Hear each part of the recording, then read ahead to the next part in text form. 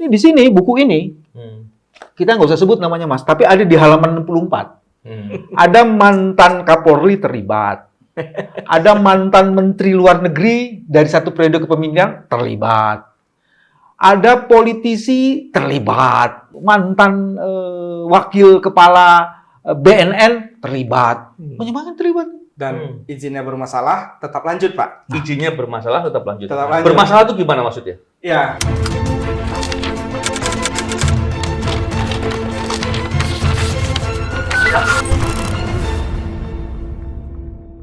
Bismillahirrahmanirrahim. Assalamualaikum warahmatullahi wabarakatuh. Salam integritas anti korupsi. Waalaikumsalam. Alhamdulillah hari ini kita mulai berbincang lagi. Sebelum saya perkenalkan beberapa kawan-kawan yang ikut berbincang dalam acara ini, dalam kesempatan ini, saya ingin mengingatkan kembali. Beberapa kesempatan saya pernah atau saya sering mengatakan mengenai korupsi di sektor sumber daya alam. Korupsi di sektor sumber daya alam ini dampaknya luas sekali dan kerugiannya besar sekali. Memulihkannya panjang dan mahal. Oleh karena itu, pada kesempatan ini saya ada Pak BW di sini berkesempatan berbincang dengan kawan-kawan dari Greenpeace. Ada Mas Kiki dan Mas Syahrul. Apa kabar Mas Kiki dan Mas Syahrul? Alhamdulillah. Sehat, Pak. Sehat. Kita semua tahu ya bahwa Greenpeace telah banyak melakukan kegiatan terkait dengan masalah lingkungan, banyak hal yang dilakukan riset, temuan dan lain-lain. Nanti kita akan mendengar dari itu dan kita ingin juga melihat permasalahan-permasalahan itu dan mendiskusikannya. Dan kita tahu bahwa Greenpeace adalah salah satu NGO ya yang besar yang telah memberikan kontribusi untuk memberikan pengawasan, bantuan pengamatan dan lain-lain terkait dengan isu-isu lingkungan. Sebelumnya barangkali saya ingin mendapatkan cerita dulu nih soal kegiatan Greenpeace dan lain-lain terkait dengan isu-isu lingkungan dan memberikan gambaran secara garis besar yang dilakukan selama ini. Mas Kiki barangkali ya. Ya, baik, terima kasih Bang Novel dan Pak BW atas kesempatannya. Jadi, mungkin saya perkenalkan, saya Kiki Taufik, saya Kepala Kampanye Hutan di Greenpeace Indonesia. Dan di Greenpeace Indonesia, kami bukan hanya kampanye hutan aja, tapi kita punya kampanye climate dan energi, kita punya kampanye ocean, dan kita punya kampanye urban. Jadi urban ini terkait dengan sampah. Gitu. Nah, Greenpeace Indonesia sebenarnya sebuah entiti yang berdiri sendiri gitu. Memang Greenpeace sendiri itu ada di 55 negara, tapi masing-masing tiap negara independen dan kita terdaftar secara hukum sebagai perkumpulan di Indonesia dengan memulai di tahun 2005 dan kampanye terbesarnya adalah kampanye hutan. Karena memang hutan di Indonesia adalah satu dari 3 hutan di ekuator yang menjadi perhatian di dunia selain Amazon dan Kongo. Gitu. Ya, bicara terkait dengan masalah hutan ini, Mas Kiki, saya juga pernah punya pengalaman terkait dengan tugas-tugas saya di kepolisian dulu, masalah illegal logging dan lain-lain. Tentunya kita ketika bicara masalah hutan, bicara deforestasi, kita di sini seringkali melihat ada isu-isu terkait dengan masalah perkebunan, pertambangan, terus bicara terkait dengan masalah illegal logging itu sendiri dan lain-lain. Sebenarnya kalau kita lihat memang kan kerusakan hutan itu kan dampaknya luar biasa. Dan kalau kita lihat tata kelola yang dilakukan oleh pemerintah dalam rangka perizinan, pengawasan dan penegakan hukum itu kan ada aturannya tuh. Betul. Bahkan kalau kita lihat aturan-aturan hukumnya pidana, banyak yang aturan hukum pidana di sana diatur. Begitu juga dengan eksploitasinya, Mas Kiki dan Mas Syahrul nih. Bahkan setiap eksploitasi hutan dalam rangka perizinan-perizinan yang dikeluarkan, kan ada dana reboisasi. Harusnya ketika sudah menebang, kemudian ada kewajiban menanam kembali. Betul. Idealnya dengan kondisi begitu, hutan itu mestinya ya rusak mungkin nggak parah, akan ada perbaikan gitu ya. Karena seperti apapun kita paham bahwa pembangunan pasti merusak lingkungan. Tapi yang mana ditoleransi, mana yang diatur dan lain-lain. Saya ingin dapat cerita dong, kira-kira seperti apa sih gambarannya yang terjadi? Karena masalah deforestasi ini kan seringkali dibicarakan dan kerusakan hutan di Indonesia ini luar biasa. Tuh. Baik, jadi memang kalau kita melihat sejarah deforestasi di Indonesia, deforestasi terbesar itu memang pada periode-periode di zaman sebelum reformasi. Nah, itu satu. Kemudian peak yang besar lagi itu adalah pada saat setelah reformasi itu memang besar itu di tahun 2002 sampai dengan 2003 itu besar, itu tinggi sekali deforestasinya. Tapi kemudian mulai menurun. Tapi ya ini kalau kita lihat trennya, kalau dikaitkan dengan pemilu misalnya, biasanya setelah pemilu naik tuh deforestasi. Kenapa? Karena sistem pemilu di kita kan masih seperti itu ya. Biaya jadi tinggi ya. Biaya tinggi. Dipakai Sehingga begitu udah mendapatkan jabatan sebagai bupati, gubernur atau dan lain sebagainya, pada saat sebelum setelah reformasi itu mereka bisa memberikan izin dan itu kemudian tinggi gitu. Nah, tapi sebenarnya kalau kita bicara deforestasi ada driver deforestasi, penyebab deforestasi terbesar. Yang paling besar di Indonesia itu memang perkebunan kelapa sawit.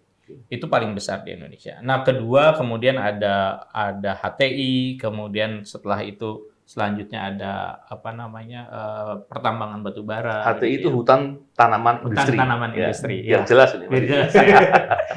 Kenapa mereka ini? Karena kedua industri ini, baik kelapa sawit maupun hutan tanaman industri, pada saat mereka memulai industri, mereka harus tebang habis gitu. Berbeda dengan HPH. Kalau HPH tadi ada tebang pilih gitu ya. Jadi mereka memilih dengan diameter tertentu, kemudian mereka ada kewajiban menanam setelah itu di bagian yang ininya. Nah, tapi kalau sawit dan HTI itu habis gitu. Artinya begitu itu ditebang habis, ekosistem kemudian ekosistem di wilayah tersebut, iklim mikronya juga itu pasti akan berubah gitu, berubah sekali. Nah, ini yang menyebabkan banyak terjadi selanjutnya banyak berakibat kepada bencana-bencana alam yang terjadi di Indonesia. Contoh yang paling signifikan adalah misalnya pembukaan hutan besar-besaran di wilayah Sumatera, terutama di bagian timur pantai Sumatera, di mana di wilayah tersebut adalah lahan gambut. Nah, pada saat itu dibuka habis, kita tahu lahan gambut ini adalah lahan organik ya, yang dia tuh seperti spon. Itu pada saat mereka mau menanam sawit, setelah habis tanamannya, mereka harus membuat lahan tersebut menjadi tidak terlalu asam, karena kalau di gambut kan asam ya. Caranya adalah mereka dengan membuat kanal-kanal. Nah, kanal-kanal ini yang membuat air gambut itu keluar. Nah, dan ini kemudian ditambah bahan-bahan kimia untuk menjadi basah gitu ya. Baru mereka tanam. Yang jadi masalah adalah karena gambut ini pada dasarnya adalah lahan yang memang harus basah. Pada saat musim kemarau, setelah kanal-kanal ini dibuat kemudian air keluar, ini musim kemarau ini jadi kering. Nah, begitu lahan gambut kering ini menjadi ada rongga, karena mereka seperti saya bilang tadi seperti spon. Rongga-rongga ini ada udara. Jadi begitu ada api datang, apinya di bawah tanah. Dan itu akan membesar. Tentu kayak bencana kebakaran hutan itu udah bukan bencana alami ya, itu bencana yang man-made lah gitu ya. Makanya Presiden Jokowi pernah ngasih statement 99% bencana kebakaran itu karena ulah manusia. Betul itu memang. Dan itu terbukti gitu ya. Itu di Sumatera, di tempat-tempat lain yang memang wilayahnya kayak berlereng, kita saksikan bencana-bencana longsor, banjir. Kayak di Kalimantan Tengah, di wilayah yang baru dibuka oleh food estate itu menjadi wilayah banjir yang akan terus saja berlangsung. Itu ulahnya itu Mas Kiki manusia atau korporasi? Ada juga manusia di korporasi. Iya. Betul, Ya, betul. Subjek ada manusia, ada korporasi ya. Iya. Iya. Kalau bicara siapanya ya tentu korporasi. Karena skalanya ini skala besar. Apalagi tadi bilangnya untuk perkebunan besar. Betul. Perkebunan besar pasti bukan punya rakyat. Bukan punya rakyat. Kalau rakyat nggak mungkin dia punya kemampuan membuka lahan ribuan hektar gitu. Iya. Rakyat itu paling itu 2 hektar, 4 hektar itu udah cukup buat mereka. Tapi bencananya ke masyarakat ya. Iya. Bencana Yang ke menerima masyarakat. dampak Itu masyarakat. Yang ironis kan di situ. Iya.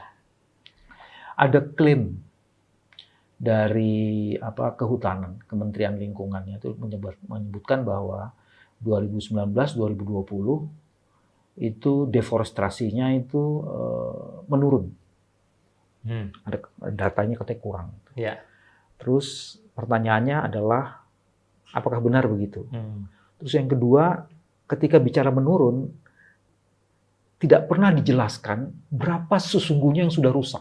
Saya baca data nih, 2000 sampai 2017, itu kehilangan hutannya Mas Novel, 75 kali luas Provinsi Jogja. Itu sama dengan 23 juta hektar. Jadi orang mengatakan, kita hebat nih, udah menurun. Cuy, itu yang rusak itu Udah lebih dahsyat banget. Bahkan kemudian di 2019, walaupun katanya kurang, itu Indonesia menempati posisi ketiga paling banyak hutan primernya tuh kena deforestasi. Ya. Jadi ini kayak apa ya? Seolah-olah nih dia sudah melakukan pekerjaan tapi dia tidak pernah menjelaskan itu dan itu kan tidak fair. Hutan primer itu hutan lindung maksudnya ya. Hutan Nggak primer semuanya tuh di hutan lindung. hutan virgin. Ya. Yang masih tutupannya masih di ketinggian berapa? Tapi jelasin itu dulu Syahrul. Itu gimana tuh? Iya. Seolah-olah tuh udah keren gitu.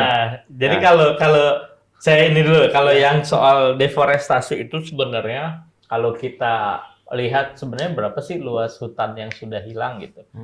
Dalam beberapa penelitian kalau kita menghitungnya dari baseline-nya dari 1990 itu sudah sampai 24 juta hektar. Artinya sama seluas dengan dataran United Kingdom lah. Itu dalam periode sekian tahun ya, 25-30 tahun.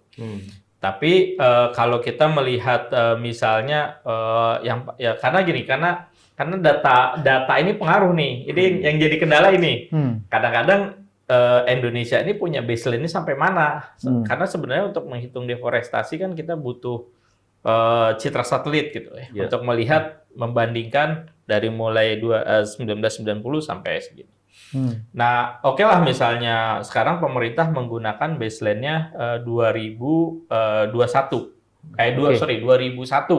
baseline-nya. Artinya berarti kalau hitungnya 2022 berarti udah 21 tahun. Itu kalau dihitung sebenarnya dari 2001 sampai 2022 itu ada sekitar antara 10 sampai 11 juta hektar hilang gitu.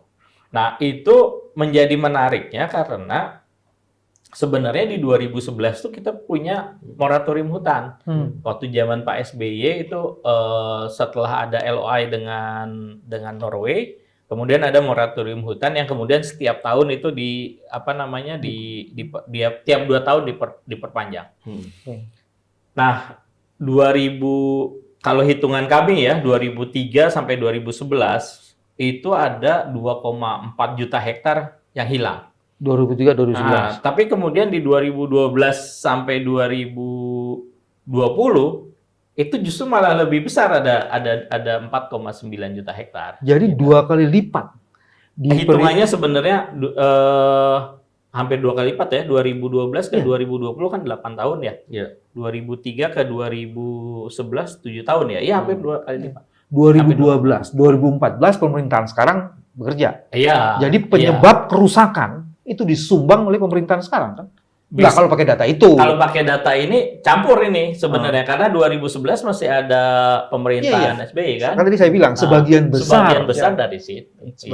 Sebagian besar dari. Dan itu tetap aja masih sekian puluh kali lipat luas provinsi Jogja. Iya, iya. Jadi kalau boleh menambahkan ini Bang soal melihat angka deforestasi ini kan memang ini politik angka ya. Jadi mana yang tampak bagus itu yang ditonjolkan gitu ya. Nah, di pemerintah juga sekarang membagi deforestasi itu bruto dan neto. Bruto itu deforestasi yang terjadi dimanapun, kehilangan hutan alam yang terjadi di semua area di Indonesia. Kemudian kalau neto itu dia sudah mengeluarkan area hutan tanaman industri, sudah mengeluarkan yang di izin-izin gitu, dan angkanya jauh lebih kecil. Nah, kemudian cara melihat pemerintah kecil dan besar ini juga menurut kami sih agak tricky ya.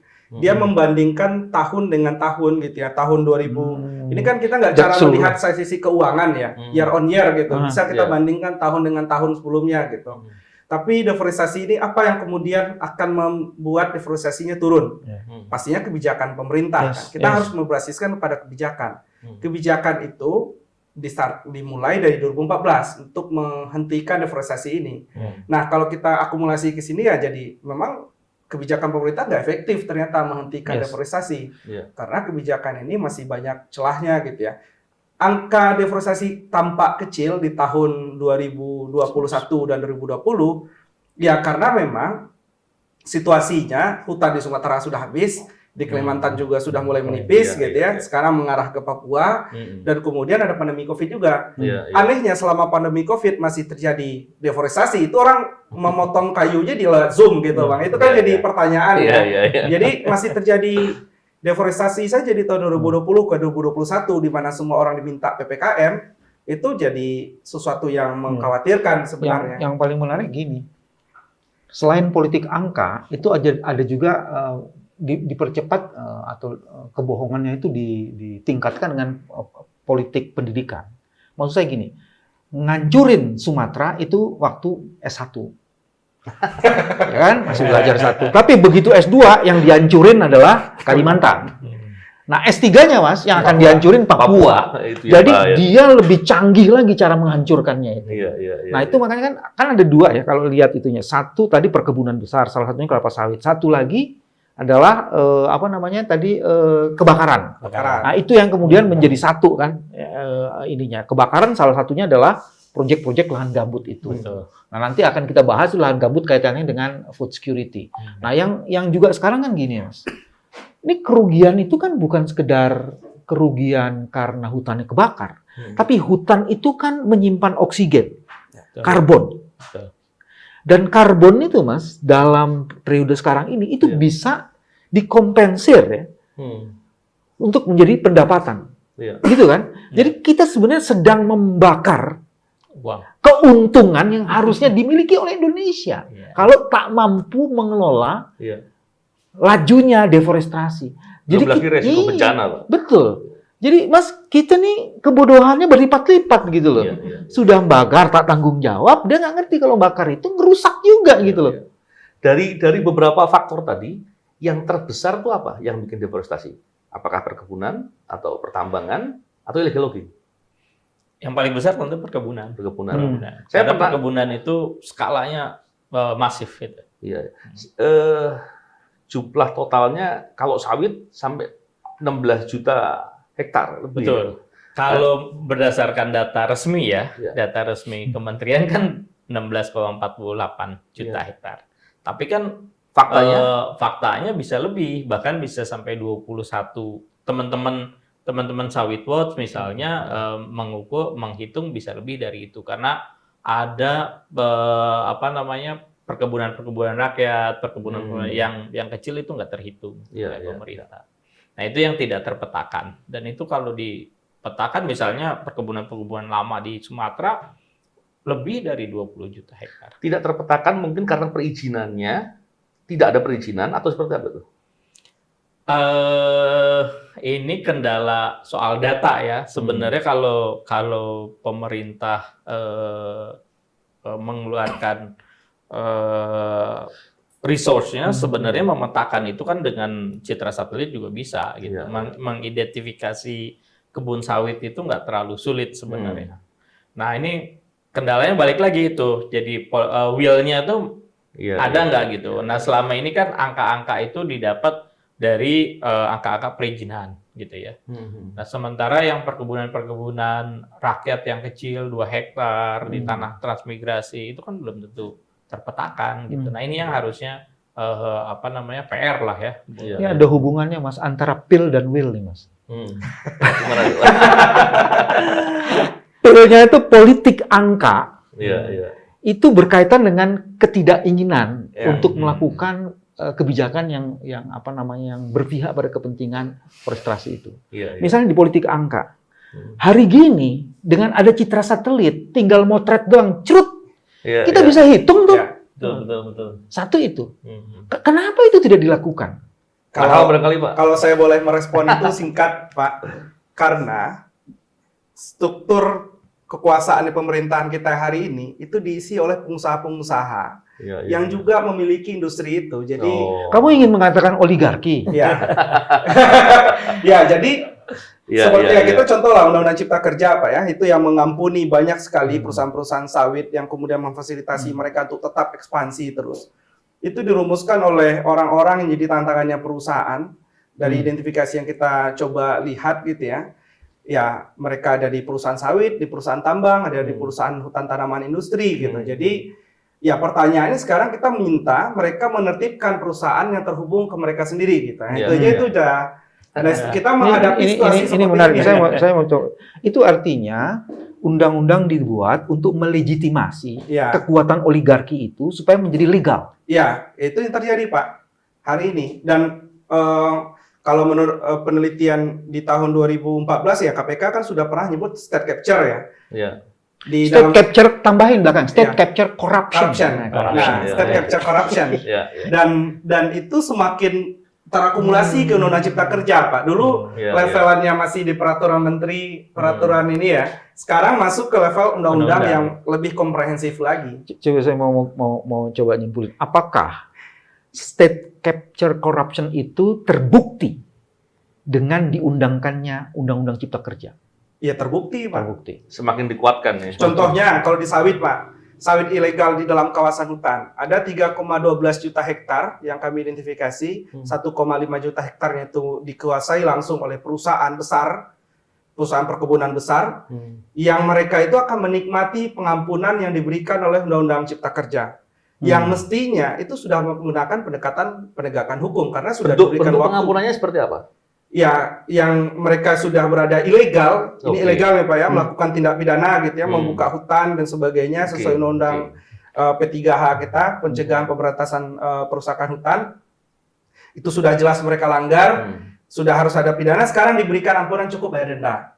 Masih mungkin untuk melanjutkan berusaha di sini kalau kemudian memenuhi kriteria. Jadi awalnya udah banyak tuh. Jadi awalnya mungkin gini ya. Ada kawasan hutan, mungkin dalam hal ini hutan lindung gitu ya, atau hutan konservasi, dan kemudian dirambah hutannya, itu pidana kan? Pidana. Lalu dibuat perkebunan sawit. Setelah sekian lama, kemudian diampuni dengan Undang-Undang Cipta Kerja. Padahal dari 2011 sudah dimulai oleh pemerintah untuk mengidentifikasi sawit-sawit ilegal di kawasan hutan ini, kemudian diperpanjang lagi di 2015. Undang-Undang Cipta Kerja di-extend lagi jadi 3 tahun, ditambahin lagi jadi 3 tahun dengan skenario yang jauh lebih ringan lagi dibandingnya ini. Nah, itu bukti salah satu contoh, itu satu contoh saja ya Pak ya. Iya. Kalau kita lihat, kan ada perizinan, ada pengawasan, ada penegakan hukum, kan cukup berlapis harusnya. Lalu nggak berjalan itu sebabnya apa kira-kira? Kenapa kok kemudian pengawasannya yang harusnya dilakukan, kemudian perambahannya bisa sekian ratus, sekian ribu, bahkan sekian juta hektar gitu ya. Itu kenapa kok bisa begitu? Sebabnya lebih banyak kemana? Tidak berspekulasi, kita contohlah kasus yang di Riau ya Pak, pelepasan kawasan hutan di Riau, kasus korupsi Anas Manum, Rusli Zainal dan kawan-kawan itu perizinan dia mainkan. Itu di perizinan. Oke. Perizinan itu kan mulai dari proses ada yang mengawasi juga di situ Oke. kan Pak ya. Ya, ya. Itu kemudian rantai korupsinya kan begitu panjang ya. Dulu KPK pernah meriset 22 miliar uang ilegal yang mungkin yang dikeluarkan oleh pengusaha dalam satu proses perizinan itu. Nah, itu menurut saya itu masih kita Kecil. belum jauh bergerak dari Ya, situasi ya, ya. itu gitu ya untuk perizinan, termasuk akhirnya ke pengawasan. Instrumen pengawasan kita jadi tidak maksimal. Ya, Di ya. perizinan itu pun kan sudah ada izin itu sendiri kan Betul. adalah instrumen untuk mengawasi ya. Sesuatu yang awalnya tidak boleh menjadi dibolehkan di Ya. situ. Mestinya kan itu peran pemerintah, Mas, benar nggak ini di sini boleh dilakukan izin usaha perkebunan. Ya, ya, ya. Tapi ketika terjadi korupsi di situ, kita contohkan kasus yang di Riau itu misalkan, atau kasus tanda tangan bupati yang 6 miliar di Kalimantan gitu ya. Nah, itu menunjukkan bagaimana instrumen pengawasan kita tidak benar-benar maksimal bekerja di sini. Ya, ya. Ini ceritanya Sahrul nih Mas.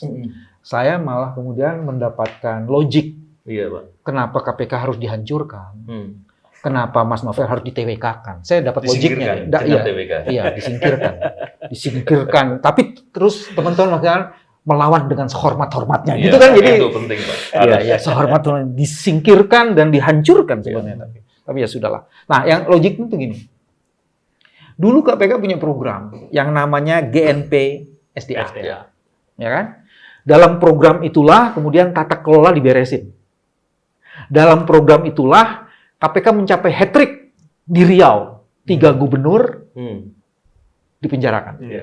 Ya, dididik kembali untuk betul-betul menghargai hutan. Ya, itu kan seperti itu. Ya. GNP SDA ini menjadi salah satu instrumen untuk menjaga, menegakkan supaya deforestasi itu bisa dikendalikan. Ya, ya. Dan pada saat itu luar biasa sekali kan. Ya. Teman-teman dari departemental luar biasa sekali Ya. terlibat, terus dari pemerintahan daerah terlibat. Ya. Kenapa begitu? Selama ini kalau ngelihat dengar ini, ya belum dijelasin, itu sebagian penegak hukum Ya.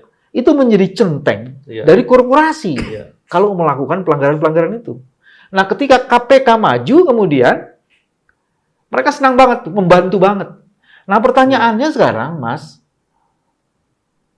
bekas organisasimu itu, di mana saya juga ada di situ, itu justru menghancurkan, Dihentikan. mendekonstruksi Ya. dan mendelegitimasi program GNP SDA itu.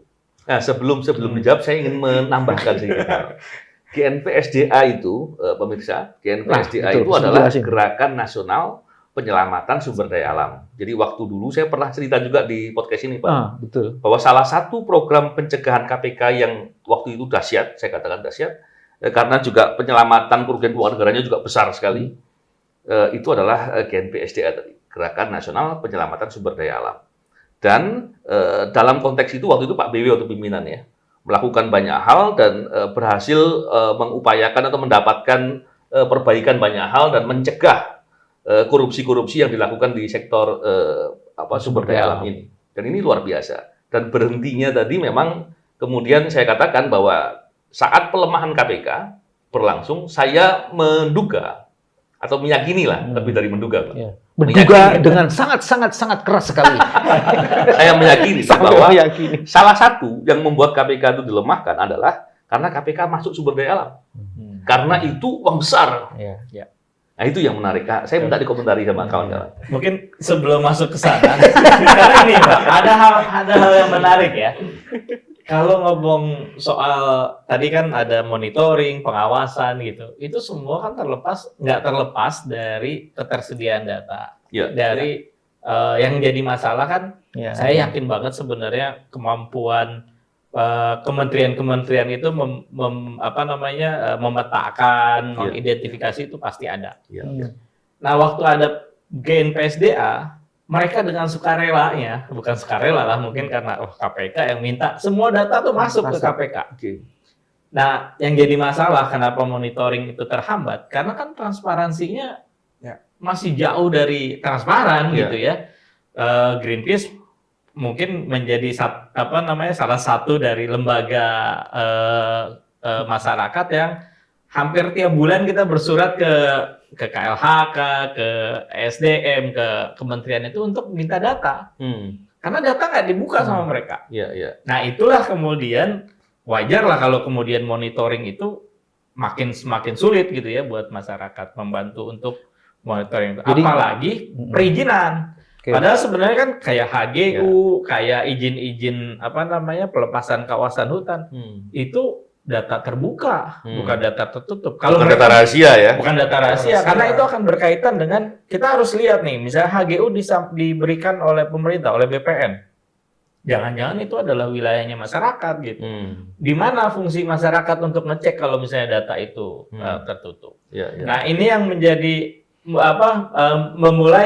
memulai proses kenapa kemudian akhirnya jadi karena datanya tertutup, kemudian akhirnya proses penyimpangan berlangsung. Jadi gitu ya. fungsi watchdog terus-menerus dilakukan ya. Betul. Dan Terus transparansi itu kan tidak transparan itu kan cikal korupsi ya Pak ya. Ya, ya. Nah sebenarnya kenapa semasa Gerakan Nasional Penyelamatan Sumber Daya Alam itu bisa cukup berdampak karena kemudian itu yang diterobos ketika itu ketertutupan yang ada di kementerian-kementerian itu, ruang-ruang gelap itu coba diungkap dan dalam prosesnya kan partisipatif. Di dalam proses GNPSDA itu organisasi masyarakat sipil juga dilibatkan di dalam prosesnya, bukan hanya kementerian dan KPK saja. Sehingga proses itu bisa semua pihak bisa berpartisipasi, bisa memberikan masukan, dan yang ketertutupan tadi, data-data tadi jadi bisa dibuka, dilihat. Ya, seingat saya salah satu pengungkapan kasus pembalakan liar terbesar dalam satu dekade terakhir yang terjadi di Papua di tahun 2018 itu karena ada momen di mana Komisi Pemberantasan Korupsi itu punya akses ke data peredaran kayu yang kemudian itu bisa dicocokkan dengan hasil temuan lapangan, Pak. Kalau itu nggak pernah dibuka, kita nggak pernah tahu di HGU nih, Pak. HGU itu kan itu tahun berapa? 2018. Itu artinya setelah GNPSDA ditutup masih bisa ada. Nah, itu bagian rangkaian dari GNPSDA. Oh, itunya masih ada ya. Masih bagian dari rangkaian ketika itu. Sisa-sisa kegiatan.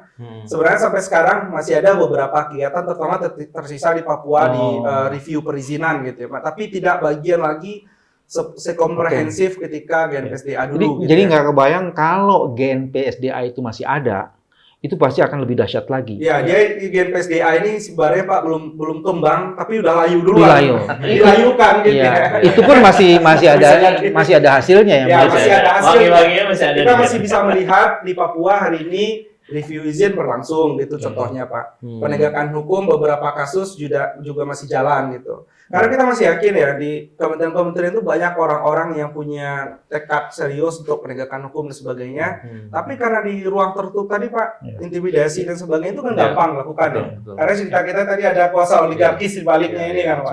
Sebenarnya ada 3 Sahrul, Mas Kiki. Pertama kan mengubah gelap itu menjadi terang. Ya, dan dalam mengubah itu kemudian isunya transparansi.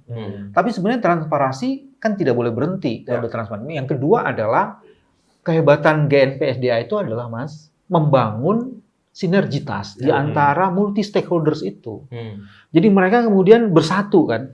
Mereka tidak lagi menjadi kerumunan, mereka jadi barisan dan terkonsolidasi. Ada dirijennya.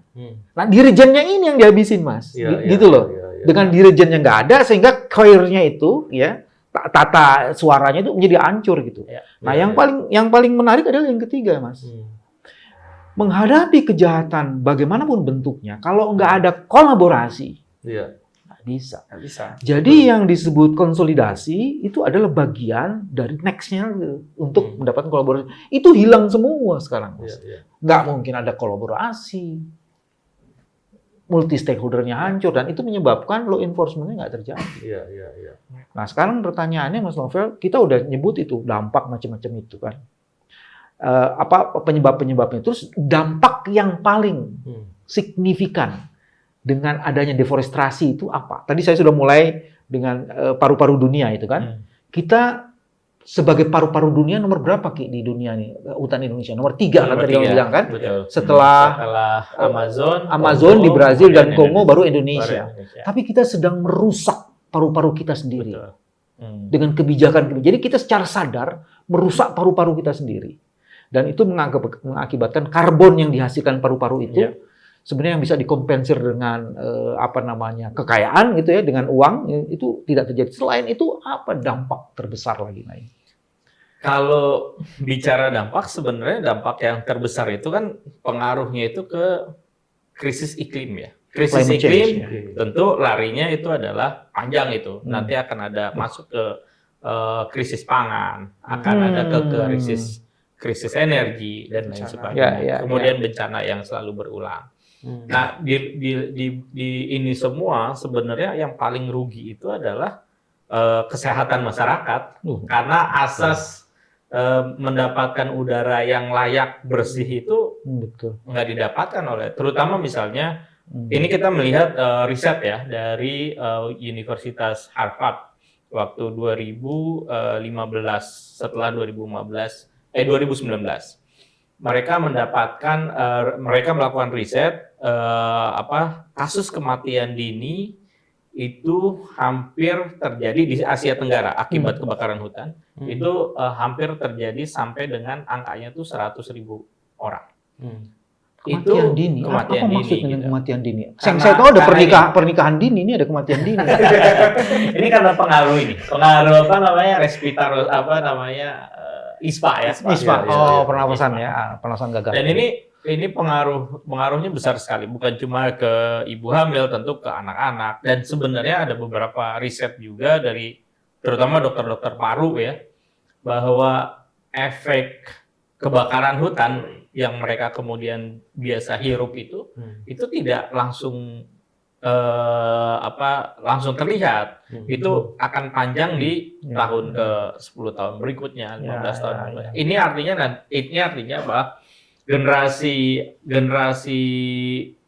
yang terpapar asap kebakaran hutan atau asap ini memiliki usia tingkat usianya yang lebih rendah. tinggi, lebih rendah daripada ini.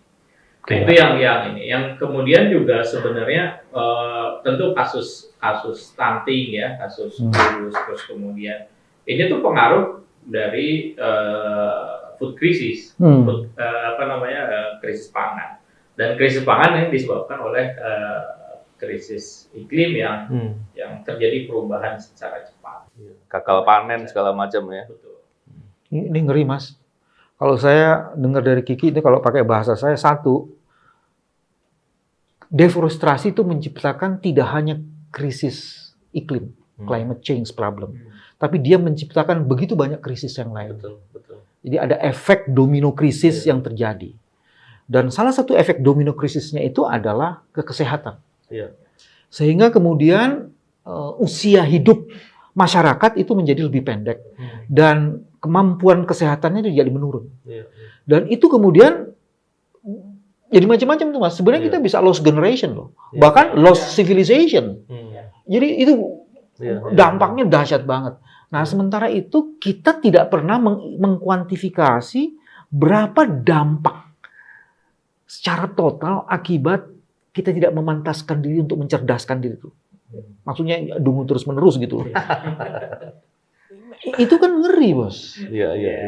Kalau itu terjadi, sementara kita ngomongnya dengan angka. Oh, deforestasi udah terus no. Akibat itu climate change itu terganggu, dan climate change terganggu itu bukan hanya Indonesia, dunia. Iya. Kalau pakai filosofinya Mas Novel mengenai hakikat hidup, kita penyumbang terbesar kehancuran dunia karena merusak hutan. Ini soal human being, Mas. Iya. Saya hampir marah ini. Saya nggak tahu, muka saya dong. Gak marah, Pak. Jadi dan teman-teman gila, dia bergerak di bidang itu. Iya. Bergerak di bidang itu. Jadi kalau bisa dikuantifikasi, wah, ini bukan sekedar sirup yang menyebabkan gagal ginjal nih. Itu kecil, Mas. Ini dunia. Indonesia nomor 3 itu Indonesia berkontribusi menghancurkan peradaban dunia. Dan yang paling merasakan itu, Pak, bukan generasi kita hari ini, bukan generasi Pak BW atau Pak Novel gitu ya, tapi generasi penerus, generasi anak-anak muda hari ini yang mereka baru lahir, yang mereka masih TK hari ini, atau bahkan akan direncanakan lahir, adalah orang yang akan paling menderita dari kerusakan itu. Betul. Karena ini tadi ya, proses panjang gitu, Pak. Dia akan berkuantifikasi terus-menerus dari waktu ke waktu gitu ya, dari kerusakan hutan tadi, kerusakan lingkungan itu tadi gitu ya. dan ya generasi yang akan datang, kita jadi agak mengkhawatirkan bagaimana kemudian anak-anak muda hari ini. Kalimatmu terlalu sopan. Kita sungguh sangat mengkhawatirkan. Ya, ini sudah mengkhawatirkan memang, Pak. Jadi dan bukan kira-kira ya, kayak ini udah berapa ya? Kalau misalkan sudah umur 30-an tinggal tersisa setengahnya lagi usia gitu ya, Pak ya. Kalau udah ini berapa lah gitu. Tapi kemudian anak-anak yang lahir hari ini, mereka yang nggak tahu, nggak terlibat merusak hutan di sana, justru mereka yang dirugikan gitu. Jadi ini keadilan antar generasi juga. Jadi kita bicara ya Pak, ketika hutan dan lingkungan kita ini rusak. Iya.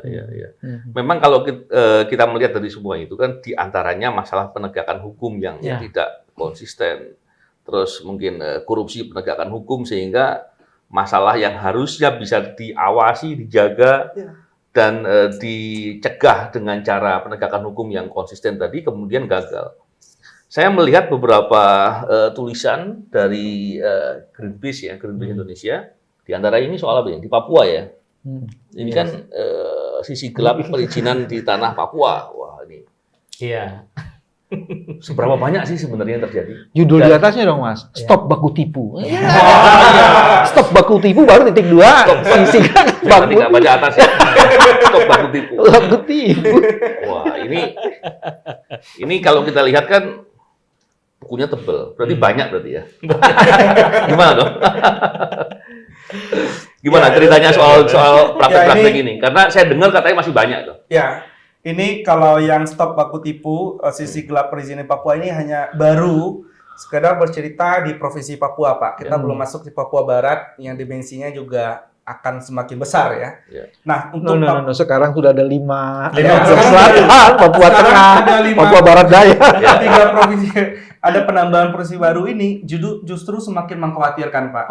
Karena akan butuh lahan baru, infrastruktur baru, investasi baru, dan masalahnya dari 30-an 2 perizinan sawit gitu ya di Provinsi Papua itu kan kami mengidentifikasi 25 diantaranya itu bermasalah dari sisi perizinan. Nah, kalau kita kami coba ngambil hanya beberapa case studies saja di sini. Jadi ada tahapan perizinan yang mestinya dilewati oleh perusahaan ini, tapi itu tidak mereka lewati, dan kemudian izinnya tetap lanjut gitu, Pak. Nah, itu terjadi di Papua. Jumlahnya hari ini hutan tersisa di semua perizinan sawit di Papua itu Provinsi Papua saja, Provinsi Papua yang lama sebelum yang baru ini, Pak. Kalau yang baru udah semakin berbeda lagi. Itu ada 600.000 hektar. Hutan alam, kita bisa bayangkan, jangan bayangkan Kebun Raya Bogor gitu ya. Kalau yang tinggal di Jakarta, tapi bayangkan hutan yang masih lebat, di situ hidup cendrawasih, kasuari, hidup beragam reptil gitu ya. Reptil terbanyak di dunia itu di Papua kebetulan, Pak. Jadi dia hidup di hutan Papua yang itu ada di dalam konsesi perkebunan sawit, kapanpun bisa ditebang. Jadi sudah ada perizinannya, tinggal dieksekusi. Ya. Dan 600.000 itu setara dengan 10 kalinya Jakarta. Kan Jakarta 66 ya. Ya kira-kira sekitar 10 kalinya Jakarta. Dan kalau kita lihat peta itu Pak, peta Papua semuanya sudah ada blok izinnya. Jadi kadang berpikir ini provinsi baru taruhnya di mana gitu, dalam posisi siapa gitu. Jadi saking sudah banyaknya izin di sana ya Pak ya. Dan yang 600.000 tadi itu kalau dihabisi semua itu karbon bom. Jadi ledakan karbon lebih bahaya dengan bom ini kali ya, yang cuma mencakup satu lokasi. Tapi ketika karbon bom dia nggak mengenal batas, Pak. Dia akan kemana-mana. Dampaknya apa? Dampaknya itu tadi cuaca ekstrim, bencana klimatologi, dan banyak lagi dampak negatif gitu ya dari perubahan iklim dan krisis iklim yang terjadi itu. Nah, ini nggak hanya akan diderita oleh Papua. Jawa akan semakin tenggelam, wilayah-wilayah pesisir pantai tenggelam, itu ada faktor relasinya semua Pak. Jadi kita dalam alam ini kan nggak dalam satu siklus ya. Jadi nggak bisa kita hanya lihat hutan saya tebang di Papua yang rugi bencana di Papua, enggak. Tapi hutan saya tebang di Papua, dampaknya Jakarta tenggelam, bisa begitu Pak. Ada apa namanya, etik environment di situ, Mas. Itu sebabnya kemudian ada menarik nih, ada banyak nih Mas. Programnya kok giant seawater. Padahal kan penanganan deforestasi. Iya. Jadi itu reaktif dan ini aja sebenarnya. Iya. Tapi yang menarik tadi ada tiga itu. Satu, Papua ini sudah dipeta-petain, Mas. Ada blok-bloknya, gitu ya. Ya. Nah, blok-blok itu pasti kemudian ada izin-izin tertentu dari ini. Ini di sini buku ini kita nggak usah sebut namanya, Mas, tapi ada di halaman 64. Ada mantan Kapolri terlibat. Ada mantan Menteri Luar Negeri dari satu periode kepemimpinan terlibat. Ada politisi terlibat. Ada siapa lagi nih?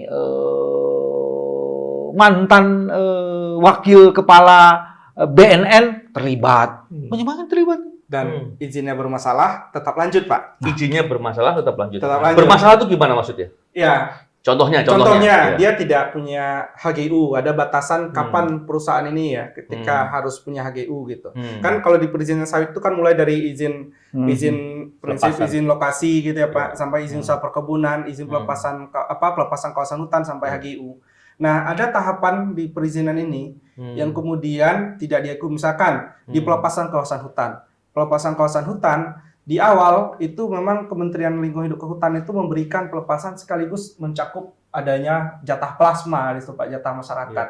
Kalau itu tidak diberikan pelepasan kawasan hutannya, kemudian itu bisa jadi ditinjau lagi. Dan kemudian ada keharusan dia untuk segera juga mengurus HGU.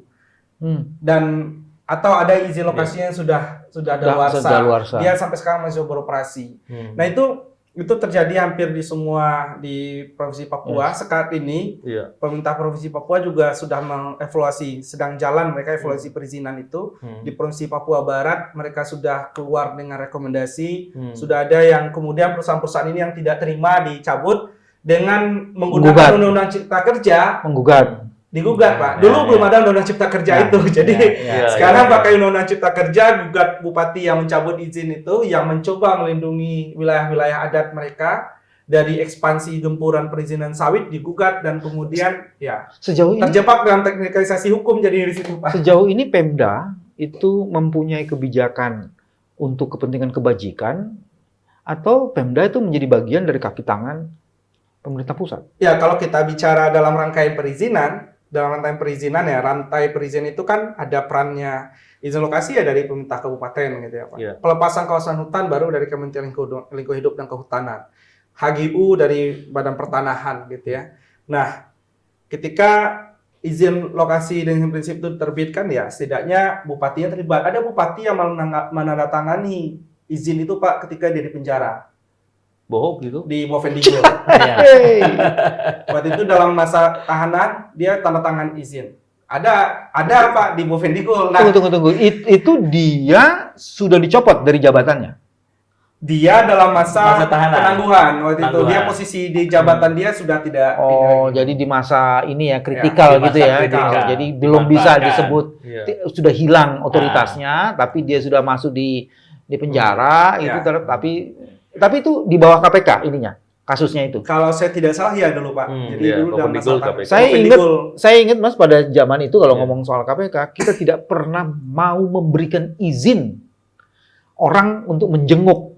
Supaya apa yang begitu-begitu, orangnya di dalam fisiknya di dalam, tapi otoritasnya bisa kemana-mana gitu. Nah, ini terjadi ternyata. Itu terjadi dan sekarang Papua dimekarkan. Nggak tahu nih Pak nasib izin-izin yang di-review saat ini ya oleh pemerintah Provinsi Papua, apakah akan dilanjutkan atau justru akan Sahrul, kamu ngomongnya sopan. Prediksimu? Ya akan dilanjutkan pasti Pak. Maksudnya mereka akan dipertahankan di itu situ. saja. Itu kan modal. Lebih lagi ya. Lebih parah lagi jangan-jangan. Jadi Bangun. ini yang disebut dengan sustainability damage, Mas. Jadi kehancurannya itu berlanjut.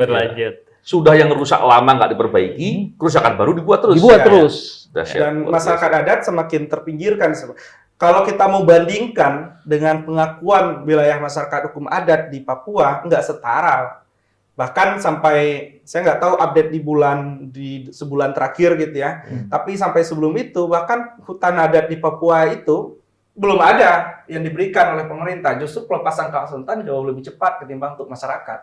Jadi belum ada satupun hutan wilayah adat, hutan yang dikasih rekognisi ya, kasih SK, Pengakuan, kasih pengakuan oleh pemerintah belum Jadi ada. mereka klaim itu hutan adatnya, Ya. Ah, tapi kemudian pemerintah tidak pernah melegalisasi itu. belum ada Ya, satu. terutama Sementara- di Kementerian KHK ya Pak, walaupun sudah ada SK dari Bupati, kan harus melewati lagi Ya. Kementerian Kehutanan tuh. Ya. Iya. Kementerian Kehutanan belum ada sampai setidaknya sih yang saya tahu sampai sebulan terakhir, nggak tahu pasca Kongres Aman di Masyarakat Jayapura adat ya. kemarin ada penerbitan pengakuan wilayah adat atau tidak gitu Pak. Tapi sebelum itu nggak ada. Jadi ini kita bandingkan dengan izin-izin kehutanan yang diberikan kepada perusahaan hutan tanaman industri, hutan izin-izin penebangan kayu untuk HPH, pelepasan kawasan hutan untuk sawit maupun tambang, jauh sekali Pak timpangnya gitu ya antara Oke, yang untuk kita udah ngelewatin dua isu nih. Satu, kerusakan, Mas. Iya. Kerusakan, kedahsyatan kerusakannya. Terus kedua, dampak dari kerusakan itu. Kecerdasan kita kan diukur pada bukan kemampuan memetakan itu, pada kemampuan memberi opsi dan solusi. Ya. Apa nih yang mesti dilakukan? Kalau Mas Novel udah jelas tuh, ini akan jadi channelnya anak muda. Iya. Ternyata teman-teman muda Anda hari ini sedang akan menuai kehancuran karena sistem itu korup, ada state capture corruption di situ. Dan itu kita akan mendapatkan badai kehancuran. Apa yang mesti dilakukan? Kalau di tingkat tapak sih yang kita sedang ini dengan teman-teman ya, teman-teman LSM yang lain adalah membangun resilient itu di tingkat tapak ya. Iya. Karena itu yang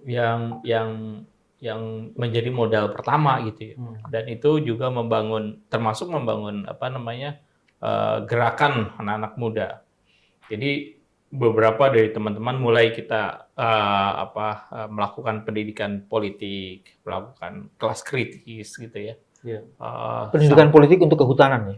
Iya. Jadi politik kehutanan. Jadi gitu. mereka paham gitu ya bahwa bagaimana wilayah mereka itu harusnya dilindungi. Prosesnya itu seperti apa gitu.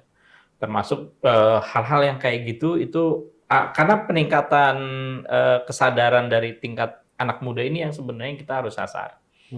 Di samping memang kegiatan-kegiatan solusi seperti misalnya saya kasih contoh di Sorong Selatan misalnya kita coba sebenarnya sudah dari 2006 ya waktu itu ada satu wilayah yang mendapat ancaman wilayah tersebut akan diambil alih oleh kebun sawit. Udah ada petanya, udah ada di KLHK. Nah ini prosesnya panjang memang, membuat mereka sadar bahwa jangan sampai mereka berikan lahan itu, membawa mereka ke tempat lain di Sumatera atau di Kalimantan untuk melihat bagaimana kalau masyarakat adat memberikan lahan itu, menandatangani, dampaknya seperti apa. Sampai kemudian mereka sadar, mereka pertahankan, tapi kemudian kan tantangannya adalah kalau mereka tetap seperti itu, mereka nggak maju-maju gitu kan, kan selalu itu. Iya. Nah akhirnya kan kita coba bawa mereka ke tempat lain gitu. Ternyata sagu yang menjadi makanan utama mereka itu bisa didiversifikasi. Mereka bisa bikin mie sagu, mereka bisa bikin kue sagu gitu, dan itu bisa mereka jual ke market, ke supermarket. Itu terjadi di desa Mangroholo Sira, di klannya itu namanya Kenasaimos di Sorong Selatan. Nah itu kami lakukan seperti itu karena paling nggak kita pengen tahu sebenarnya mungkin nggak, dan ternyata mungkin. Dan ini yang harusnya yang kita coba untuk direplikasi di beberapa tempat yang lain. Nah teman-teman yang lain juga bergerak seperti itu. Artinya kita berharap resistensi resilient dari di tingkat tapaknya itu banyak, kemudian masyarakat adat itu juga mendapat pemahaman itu dengan pendidikan dengan kelas kelas kritis, kita bilangnya kelas kritis. Tapi ada juga teman-teman bilang kelas politik dan lain sebagainya. Tapi sebenarnya bagaimana mereka mempertahankan wilayahnya gitu. Nah ini salah satu aja gitu dari di tingkat tapak. kalau kita bicara tadi yang di sistemnya itu, Pak, ini kan sebenarnya kita hari ini mendekati ke momennya gitu ya. Kita akan masuk ke momen pemilu gitu ya. Maksudnya momen kehancuran Tahun politik gitu. Maksudnya Sebenarnya momen kehancuran. Ini antara momen kita mau menuju momen kehancuran atau setidaknya kita bisa memperlambat kehancuran gitu ya, Pak. Seharusnya kita menuju memperlambat kehancuran. Baik. Dan untuk menuju ke situ memang tadi saya sebut oleh Mas Kiki, bagaimana kemudian kesadaran dan critical thinking, berpikir kritis anak-anak muda hari ini sebagai populasi terbesar di Republik ini hari ini gitu ya, Pak. Untuk tahu betapa pentingnya persoalan lingkungan ini dan melihat siapa dan mendorong bahkan perlu ya kalau dia belum punya komitmen untuk melindungi lingkungan dari kandidat-kandidat politik yang akan berkontestasi 2024. Karena bagaimanapun kita akan menyerahkan urusan tadi ya, kita sebut Undang-Undang Cipta Kerja, pengawasan, instrumen pengawasan, penegakan hukum, itu akan sangat terpengaruh oleh mereka-mereka yang kita pilih di 2024. Dan kuasa terbesar itu sebenarnya kan di pemilih ya, konstituen gitu ya. Dan kalau kemudian konstituen menghendaki bagaimana caranya kita supaya bisa memaksa para kandidat ini punya komitmen yang jelas terhadap perlindungan lingkungan, memastikan deforestasi tidak ada lagi gitu, Pak. Itu agak dimensi yang agak luasnya sedikit ya. Tapi kalau kita bicara agak ke levelan yang teknis, ya memang kita harus memaksa pemerintah menerapkan transparansi terhadap data-data yang kemudian publik bisa mengawasi di situ. Yang sebenarnya putusan pengadilan sudah mengatakan informasi itu terbuka, ya benar-benar dibuka gitu ya. Untuk memastikan itu tadi konflik kepentingan, ketidakkompetenan si pemerintah atau potensi korupsi bisa diminimalisir di situ. Dan kemudian kalau ya pengakuan masyarakat adat itu harus dipercepat dan hentikan lagi, Pak. Kita harus menghentikan memberikan kepada perusahaan, sudah cukup gitu ya. Perkebunan sawit kita 16,32 juta hektar cukup di situ. Karena sebenarnya menurut kalangan industri kan kita sudah menuju oversupply sebenarnya sebelum biofuel, biodiesel itu diciptakan. Ya udah hentikanlah di situ gitu ya. Fokuskan sawit itu untuk pangan. Dan kita bisa berhenti untuk tidak lagi membuka hutan untuk kebun sawit ataupun kebun kayu. Karena udah mau mendekati oversupply atau sudah oversupply? Kita sudah oversupply, Pak. Karena itu waktu itu biodiesel, biofuel itu diciptakan untuk menyerap kelebihan supply sawit ini.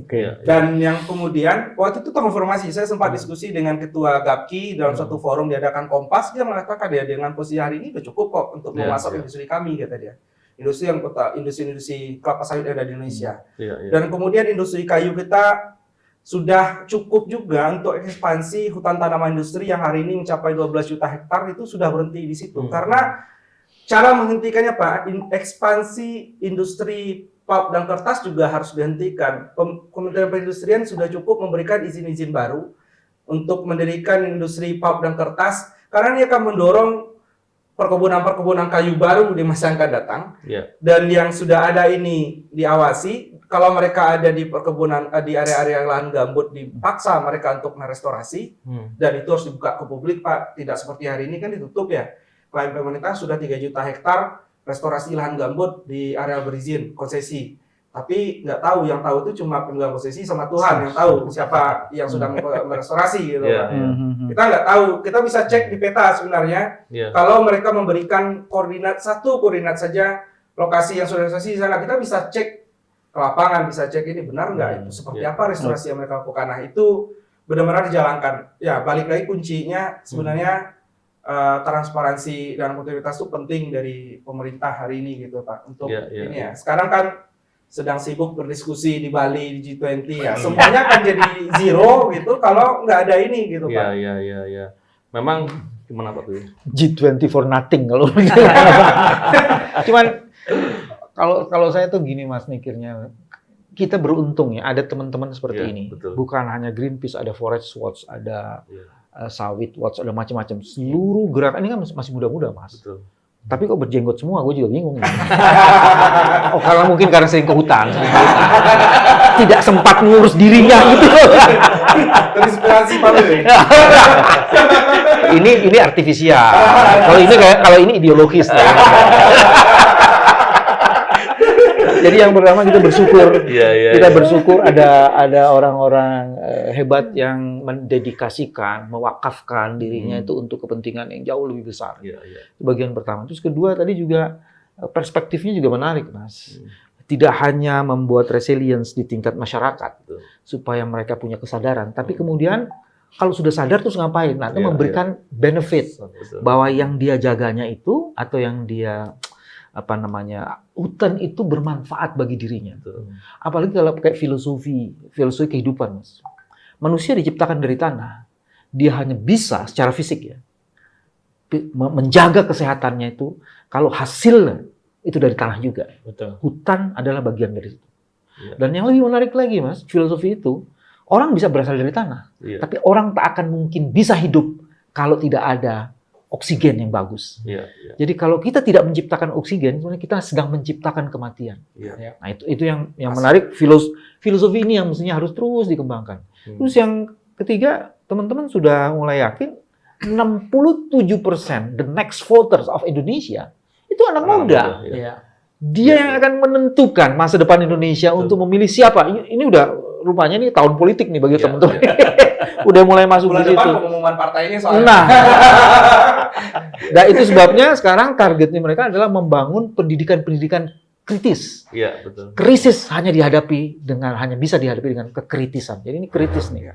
Melakukan seperti itu. Tapi terus kemudian juga ada kebijakan-kebijakan yang perlu dibangun. Yang menarik itu.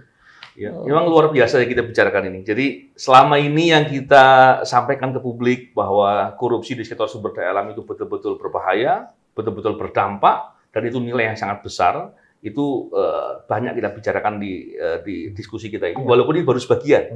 Karena masih banyak sektor-sektor lain yang sumber daya alam. penting GNP SDA harus hidup lagi, Mas. Iya, Pak. Dan inilah kita cari pimpinan KPK yang mau menghidupkan ini. Jangan pilih yang dan ini kita lihat bahwa ternyata dengan kita kemudian peduli, kita bisa berkontribusi untuk menghentikan kerusakan-kerusakan yang akan terjadi. Ini luar biasa. Dan saya pikir diskusi ini kita harapkan lebih banyak orang lagi yang peduli, lebih banyak anak-anak muda yang kemudian berpikir bahwa ini kepentingan masa depan. Jangan difikirkan bahwa seolah-olah dengan kita diam, mudah itu bukan urusan saya. Gitu. Ini jangan sampai terjadi seperti itu. Karena dampaknya pasti ke kita. Walaupun kejadiannya mungkin di Papua, bisa jadi kemudian dampaknya langsung terjadi di Jakarta atau di tempat-tempat lain. Jadi saya pikir ini diskusi yang menarik sekali. Semoga nanti di waktu yang lain kita diskusi lagi yang lebih mendalam, ya gitu, Pak BW. Mendalam dan meluas, Mas. Mendalam dan meluas. Gitu. Dan ini betul. Dan ini penting untuk terus kita bicarakan agar publik selalu paham. Dan masalah terkait dengan korupsi, baik terkait dengan penegak hukum, terkait dengan masalah yang lain, kita selalu paham bahwa kita semua harus berkontribusi untuk peduli, untuk kritis, karena itu akan berdampak kepada kita semua. Baik, terima kasih kawan-kawan semua dari Greenpeace. Kita semoga ada waktu lain lagi kita diskusi. Dan ini suatu hal yang luar biasa. Dan tentunya penyadaran ini bisa dilakukan oleh semua orang. Dan kita berharap semakin banyak lagi yang mau peduli dan mau membuat penyadaran-penyadaran dengan diskusi-diskusi seperti ini. Ada tagline-nya tuh. Dengan kau peduli, kau akan dilindungi. Keren, Pak Billy. Dan satu lagi yang paling penting dan satu lagi yang penting tadi yang Mas Syahrul sampaikan bahwa kita semuanya termasuk kaum muda, apalagi kaum muda ya, karena pemilih yang terbanyak nanti ya, kita mesti peduli dan kemudian menyampaikan pesan-pesan ini kepada orang-orang yang ikut dalam konsultasi politik. Semoga mereka kemudian peduli dan menjaga kepentingan kita semua. Itu yang kita diskusikan sekarang ini, semoga bermanfaat. Terima kasih. Salam integritas anti korupsi.